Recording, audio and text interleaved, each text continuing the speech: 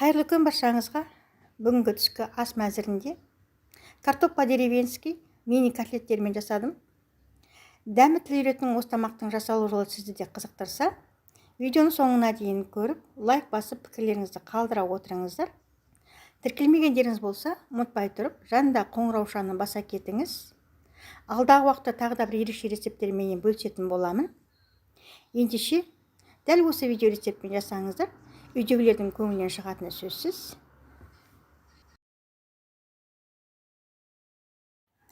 Алдымен котлетімізді дайындап аламыз. Фаршымыздың үстіне панировочный сухари саламыз. Оның үстіне бір түйе жұмыртқаны жарып саламыз. Бір бас шуамызды үккіштің майда көзінен өткізіп аламыз. Фаршымыздың үстіне суын жібермей, тек қана жуамыздың өзін саламыз.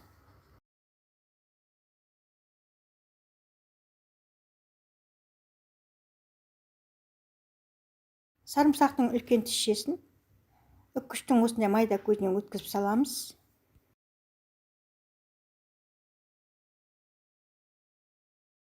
Фаршымыздың үстіне бір шай қасық тұз, жарты шай қасық қара бұрыш саламыз.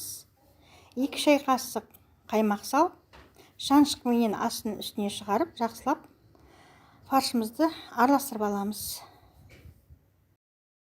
Котлеттеріміз формасын жақсылау үшін салфан қалтаға салып, столдың үстінде осылай 1-2 минут ұрғылап аламыз.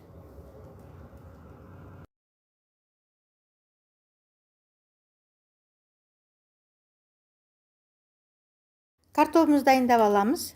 Барынша жас картоп аламыз. Және формасы бірдей майдалау түрінен аламыз. Сыртындағы кірін жақсылап жуып алғаннан кейін 20 минуттай ас содасына салып қоямыз. Тағы да бірнеше қайтара жуып аламыз. Қабығын аршымай осылай етіп ортасынан бөліп аламыз.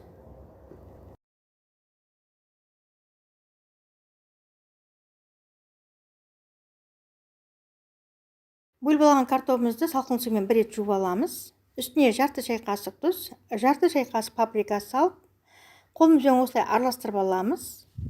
Бойынан кішкене су бөлінеді, сондықтан да 10 минутке қойып қоямыз. 10 минуттан соң картопымызды құрғақ ыдысқа салып аламыз.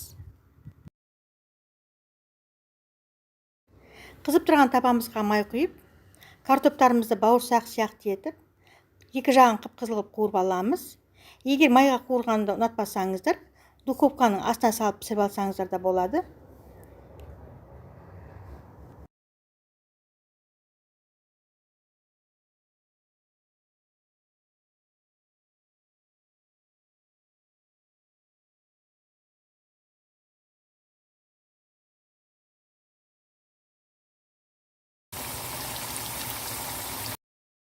Картоптарымыздың барлығын дәл осылай аударып отырып, екі жағын бірдей қызартып қуырып аламыз.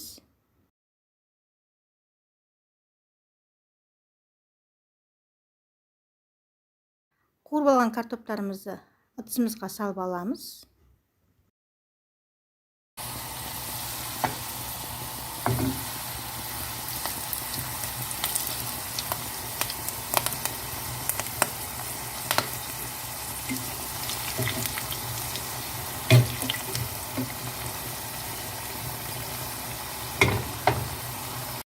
Енді котлетімізді дайындап аламыз. Фарштан алып, алақанымызға ұрғылап, шағын осындай котлеттер жасап аламыз.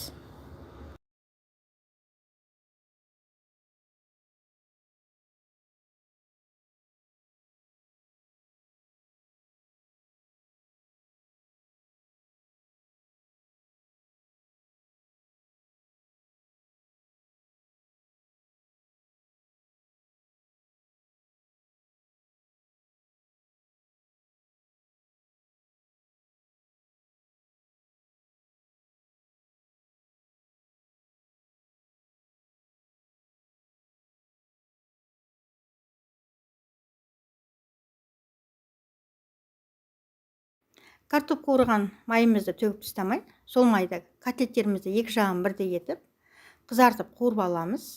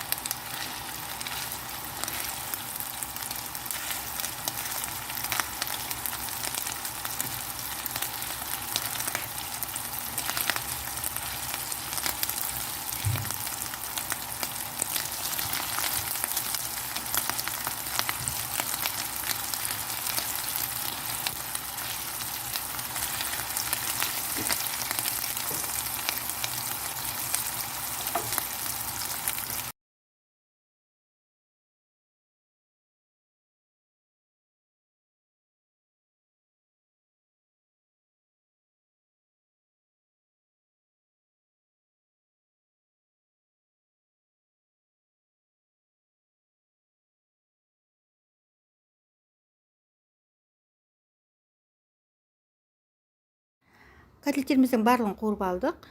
Ыдысымызға салып аламыз.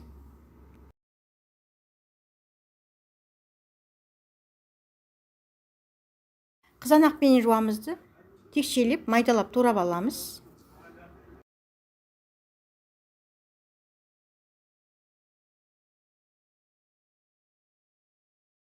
Қызып тұрған табамызға кішкене ғана май құйып, алдыменен жуамызды салып, жуамыздың түсі сарғайғанға шейін қуырып аламыз. Жуамыздың түсі сарғайған кезде үстіне қызанақ салып қуырамыз. Енді осының үстіне прованс шөп араласқан тұздан жарты шай қасық салып араластырамыз.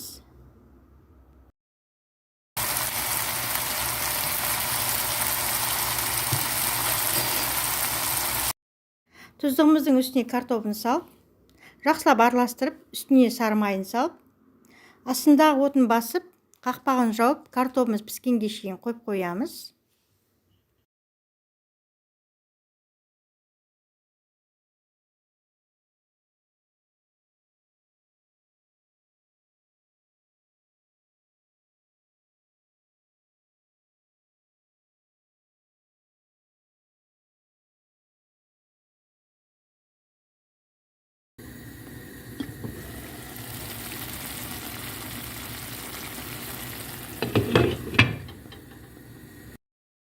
Картоплымыз пісті. Піскен картоплымыздың үстіне котлеттерімізді салып, қайнаған судан 50 мл құйып, қақпағын жауып, астындағы отын тағы да басып, 5 минутке қойып қоямыз.